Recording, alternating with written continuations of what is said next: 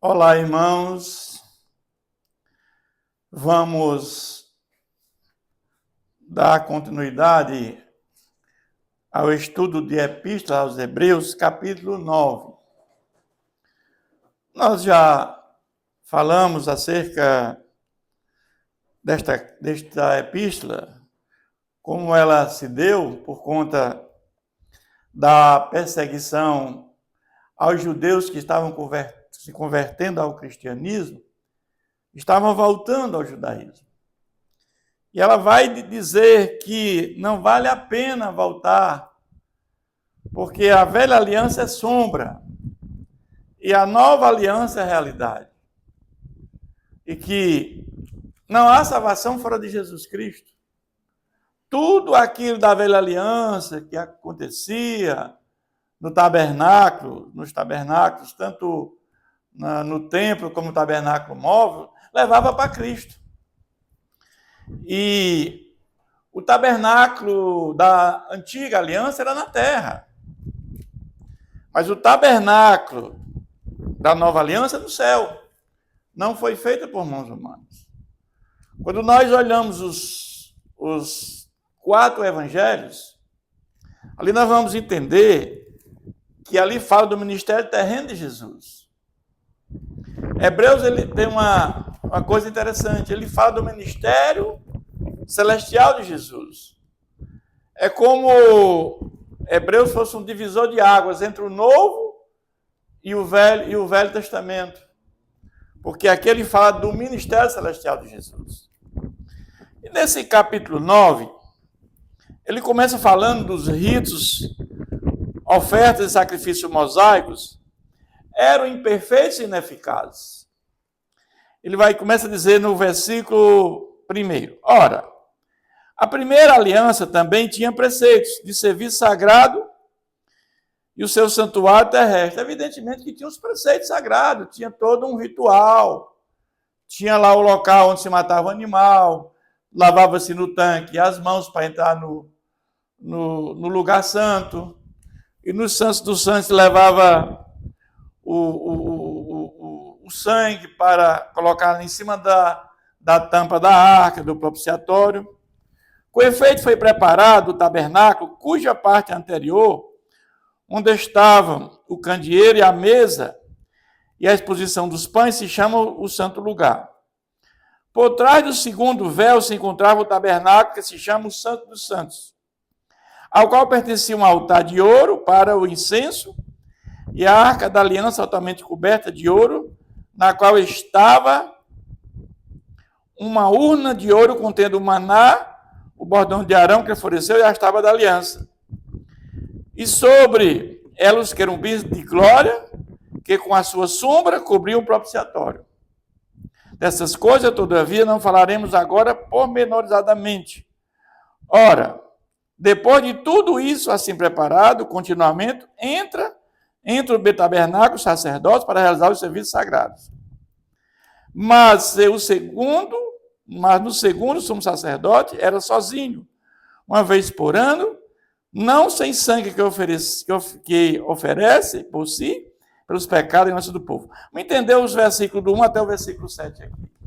Nós temos na antiga aliança, ou seja, no tabernáculo móvel, que Deus mandou Moisés construir, você tinha o pátio, você tinha o lugar santo e o santo dos santos. No lugar santo, todo dia os sacerdotes iam lá, porque ali existia o incensário, existia a minorá, que era colocado o azeite para era clarear, o incensário das orações, e ali tinha o maná. Então ali, os sacerdotes tinham acesso, eram levitas. Agora, ali entre um e outro tinha um véu. E ali, do outro lado, tinha um santo dos santos. E nesse santo dos santos tinha a arca. E dentro da arca, o que é que tinha? O varão, a borda de Arão que floresceu, tinha o bordão de Arão que floresceu, tinha ali o maná, o vaso com maná, e as tábuas da lei. E ali, no Santos dos Santos, só podia entrar o sumo sacerdote. Ele é uma autoridade. Entrasse outra pessoa, morreria, porque ali era a presença de Deus. E ali, naquele local, ele entrava com sangue de bode, de touros, colocava na tampa da arca, que é o propiciatório, para o perdão dos seus pecados e o pecado dos povos. Mas isso se repetia durante muitos anos. Nós estamos falando aqui do ano quase 1500 a.C. Isso se repetiu até o ano 70 depois de Cristo, quando o templo foi destruído. O templo de Jerusalém foi destruído. Então, durante muitos anos, se repetia. Por que se repetia? Porque era imperfeito. Era necessária essa repetição. É isso que ele está aqui nos dizendo, do versículo 1 até o versículo 8.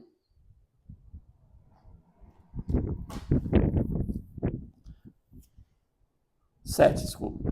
Querendo por isto dar a entender, o Espírito Santo que ainda o caminho do santo lugar não se manifestou, enquanto o primeiro tabernáculo continua erguido. Ou seja, havia ali apenas uma purificação parcial, porque tudo aquilo que estava acontecendo levava a Cristo. Porque sangue de bode todo não tira pecado de ninguém.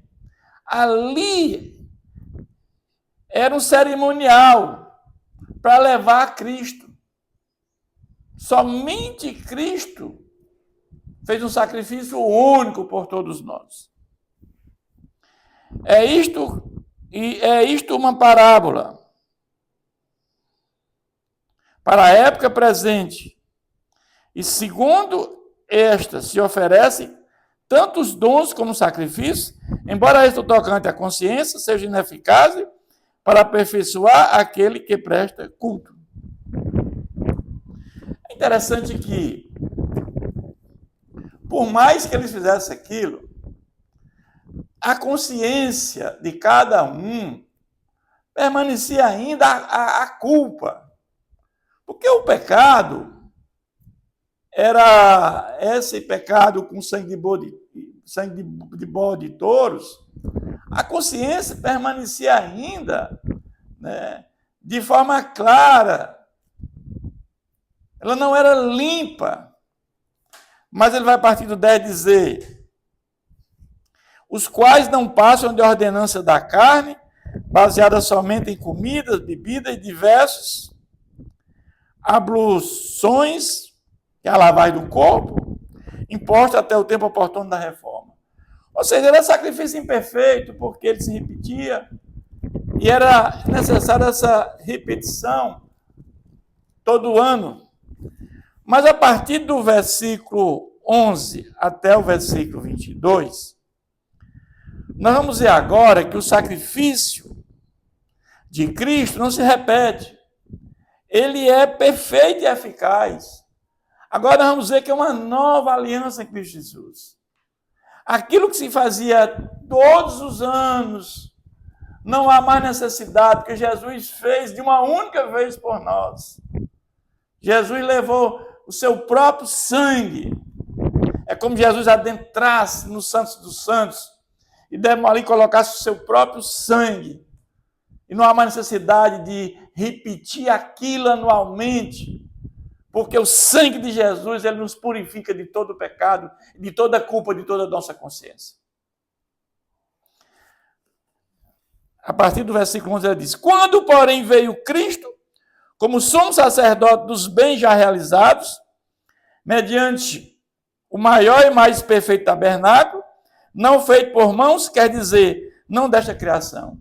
Quer dizer que o tabernáculo que Jesus habita, que Cristo habita, não foi feito por mãos humanas. É o próprio céu, o tabernáculo. Não por meio de sangue de bode e de bezerro, mas pelo seu próprio sangue, entrou nos santos dos santos, uma vez por todas, tendo obtido eterna redenção. Aqui o que acontece? É que Jesus, ele é como ele entrasse no santos dos santos e derramou o seu próprio sangue. Ali Jesus traz a graça salvadora como fundamento da salvação. E Jesus ali, quando ele morre, ele ressuscita, ele manda o Espírito Santo. E ali aqueles que receberam o Espírito de Deus foram justificados pela fé em Jesus e levam a vida em santificação, buscando ser parecido com Jesus, esses estão salvos para sempre. Ou seja, são os eleitos de Deus que estão com o nome escrito no livro da vida. Uma pessoa salva não perde salvação. Aqueles que estão com o nome escrito no livro da vida e jamais perderão a salvação. Mas Deus, pela sua presciência, antes da fundação do mundo, ele já sabia aqueles que iam colocar a fé em Jesus, que iam crer em Jesus Cristo e que iam perseverar até o fim. E ele já escreveu o nome no livro da vida. Mas Jesus fez tudo isso porque se Jesus não veio, não vem e não morre em nosso lugar, fazendo a obra redentora, traçado antes da fundação do mundo, não haveria salvação para a humanidade. Porque Jesus ele traz a graça como fundamento da salvação. E sem essa graça ninguém se salvaria. Portanto, se o sangue de bode de touro e a cinza de uma novilha, aspergidos sobre os contaminados, os santificam, quanto à purificação da carne, muito mais o sangue de Cristo, que pelo Espírito eterno a si mesmo se ofereceu sem mácula a Deus, purificará a nossa consciência de obras mortas para servirmos a Deus vivo. E agora a nossa consciência não tem mais nenhuma culpa, porque ela foi limpa pelo sangue de Jesus. Não precisa mais de análise, de psicólogo, de psiquiatra, porque o sangue de Jesus ele nos purifica a nossa consciência, a nossa culpa, porque no tribunal de Deus, Jesus pagou nossa conta. Esse aí é um justo, porque eu paguei a conta dele. Por isso mesmo, ele é o mediador da nova aliança. Versículo 15. A fim de que, intervindo a morte para a remissão das transgressões, que havia sobre a primeira aliança, recebam a promessa da eterna herança aqueles que têm sido chamados. E aqui fala de salvação.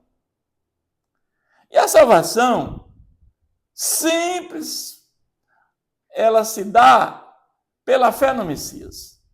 Não há outro caminho para a salvação. Jesus disse, eu sou o caminho, a verdade e a vida.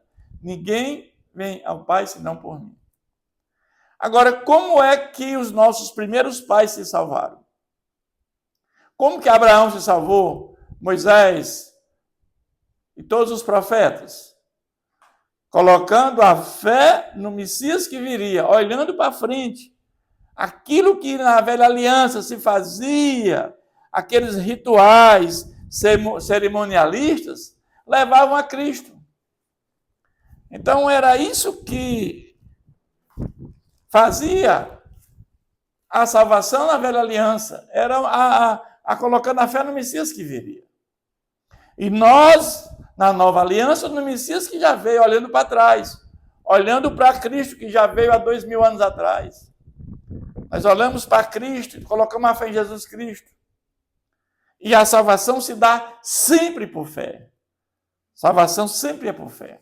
Fé em Jesus Cristo. Porque há testamento, é necessário que intervenha a morte do testador. Jesus deixou um testamento. Qual é o testamento de Jesus? Vida eterna. Agora, quando uma pessoa deixa um testamento, para que esse testamento tenha validade, o que acontece? O testador tem que morrer.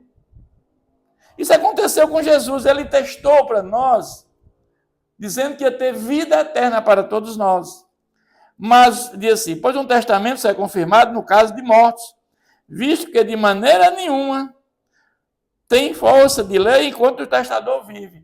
No momento que Jesus veio, morreu por nós, derramou seu sangue naquela cruz, levou nos seus ombros todos os pecados da humanidade, ali todos nós temos a condição de salvação e vida eterna. E na hora que ele morre, o testamento de vida eterna está valendo. Todos aqueles que agora passaram a crer em Jesus Cristo, que foram adotados como família de Deus, co-herdeiro com Cristo, fazem parte agora dessa herança, desse testamento que é a vida eterna. Porque todos nós regenerados, justificados pela fé em Jesus, somos co-herdeiros com Cristo, nós somos filhos de Deus por adoção. Todo mundo é filho de Deus? Não. Os que não colocam a fé em Jesus são criaturas humanas. Somente são filhos de Deus os regenerados, os justificados pela fé em Jesus e que estão num processo de santificação. Esses são filhos de Deus, fazem parte da família de Deus e esse testamento que Jesus deixou é para os seus filhos, é para a sua herança. E esse testamento já é consolidado após a sua morte. Pelo que nem a primeira aliança foi sancionada sem sangue.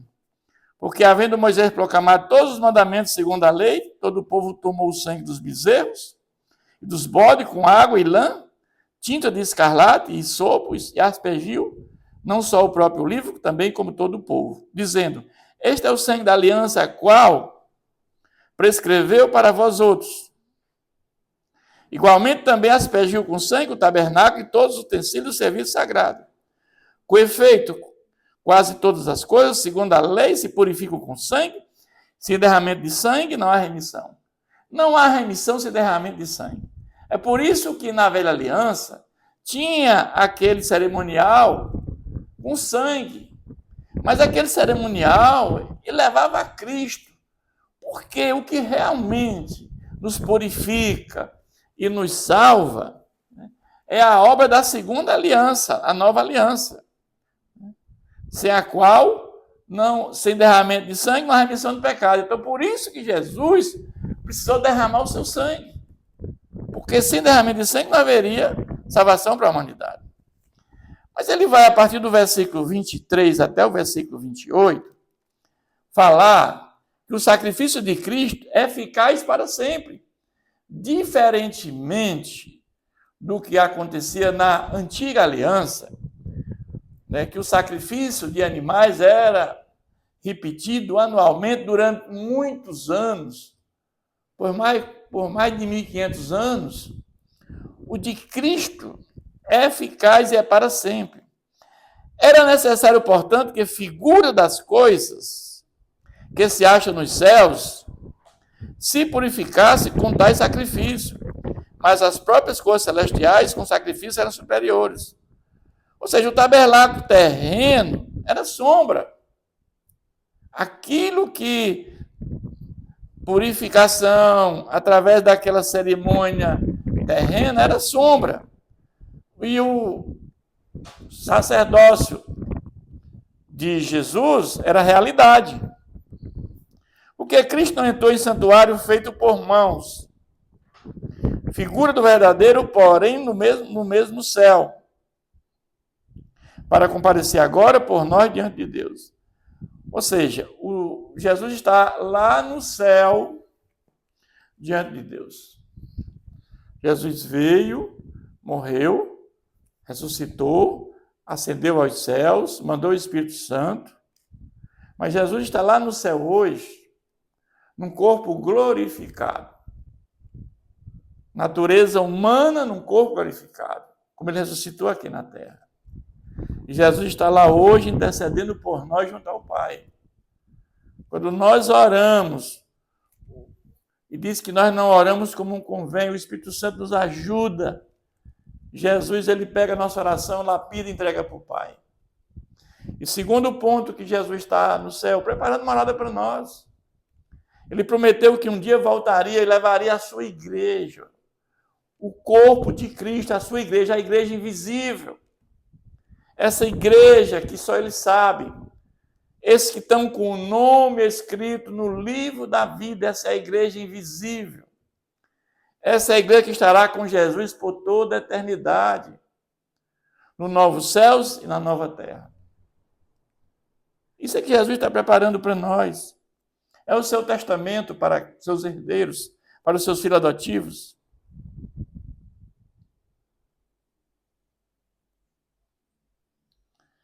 Nem ainda para se oferecer a si mesmo, muitas vezes, como sumo sacerdote. Cada ano entra no Santo do Santo com sangue alheio. Mas o fato é que, quando nós falamos que Jesus derramou seu sangue na cruz, vamos entender que muitos pensam que Jesus foi à cruz porque ele foi traído por Judas. Ou que o Sinédrio levou Jesus à cruz. Que Pilatos o condenou. Ou que o Império Romano entendeu que houve uma traição de Jesus. É nada disso, irmãos. Jesus foi para a cruz voluntariamente, na hora certa, no momento certo. O que Jesus veio fazer aqui na terra, irmãos? Ele encarnou, esvaziou da sua glória para habitar entre nós, com duas naturezas, humana e divina, 100% homem, 100% Deus. Jesus veio morrer por nós. Antes da fundação do mundo, tinha um plano de redenção traçado. E ele cumpriu esse plano integralmente. Em algum momento ele diz, Deus meu, por que desamparaste na cruz? Porque o pai desampara o filho. Naquele momento é o maior sofrimento dele, porque ele é desamparado pelo pai. Ele diz, está consumado, tetelestai. Ali, naquele momento, ele cumpriu o plano de redenção traçado, né, na eternidade, antes da fundação do mundo.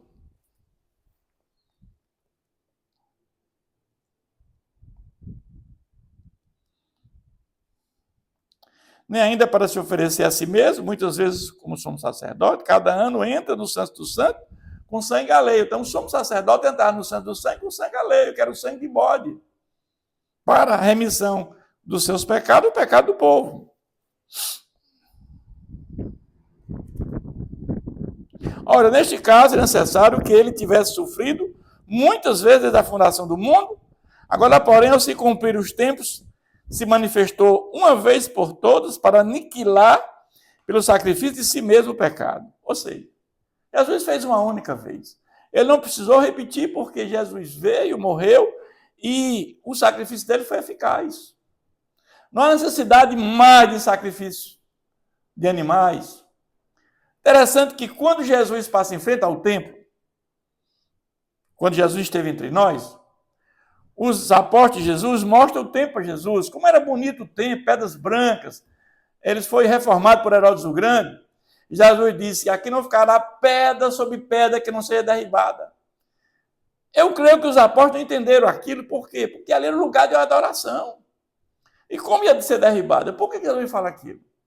Porque depois que Jesus veio, fez um sacrifício único, eficaz, continuaram ainda a matança de animais no templo.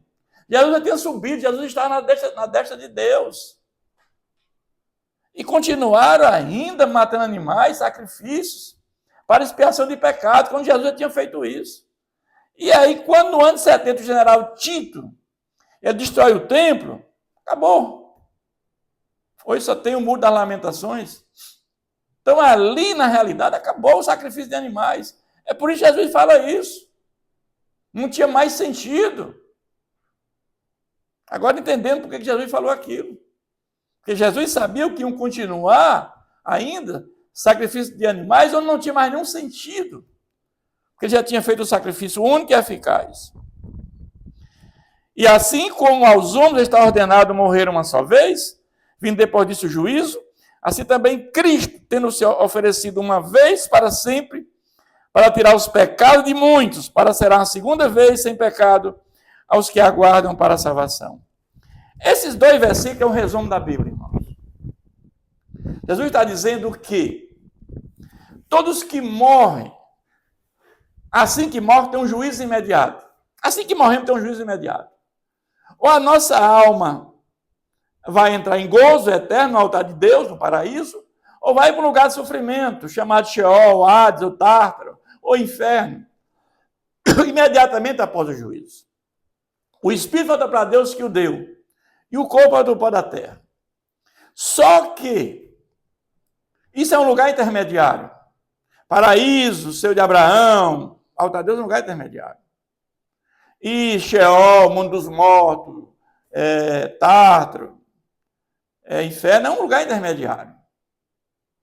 E aqui, quando ele diz que é assim que morremos sexo juízo, aqui você acaba com a ideia de purgatório e a ideia de reencarnação. As duas coisas aqui, esse versículo, vai totalmente de encontro. Ele vai explicar que não existe purgatório nem reencarnação. Porque segue imediatamente o juízo. O seu espírito volta para Deus que o deu, como está em Eclesiastes, e a alma ou vai para um lugar de sofrimento ou de gozo eterno imediatamente após a morte. Mas fala que Jesus volta uma segunda vez. E é uma segunda vez mesmo, não tem Jesus voltando, morando na terra 1000 anos, depois volta de novo, 2 ressurreições. Não, há uma ressurreição geral de todos os mortos. Jesus volta com a alma dos que se salvarem, que estão no trono de Deus. Aí todos os mortos ressuscitarão. Os que morreram em Cristo, agora a sua alma junta com o seu corpo ressuscitado, num corpo glorificado. Um corpo agora sem pecado, glorificado. E ele vai estar agora com Jesus por toda a eternidade, naquilo que ele testou, que é o testamento que ele deixou para nós, novos céus e nova terra. E os que estiverem vivos serão arrebatados, transformados, estarão com Jesus novos céus e nova terra. E os que morrerem sem Cristo, né? Aqueles que morreram, que estão já no lugar de sofrimento, juntamente com os anjos caídos, com aqueles que não seguiram a Cristo, que não atenderam a mensagem salvífica de Jesus, todos serão lançados no lago de fogo, no Guiena, que é a segunda morte. Então, esse versículo, ele termina esse capítulo dizendo isso para nós, que nós temos que nos estar preparados para este momento, que o nosso maior desafio é a salvação, é um dia estar com Jesus por toda a eternidade. Esse é o nosso maior desafio, irmãos. Estarmos preparados para a volta de Jesus, ou assim que morrermos. A nossa vida aqui é como um sopro. A qualquer momento podemos partir. E se partirmos em Cristo, nossa alma entra em gozo imediatamente. E se partirmos sem Cristo, a nossa alma entra em sofrimento eterno. Esse é o momento que nós sempre dizemos que nós escolhemos onde queremos passar a eternidade. É nós que escolhemos. Porque nós temos essa consciência que a palavra de Deus nos ensina o que nós queremos para o nosso futuro após a nossa morte. Que Deus nos abençoe sempre.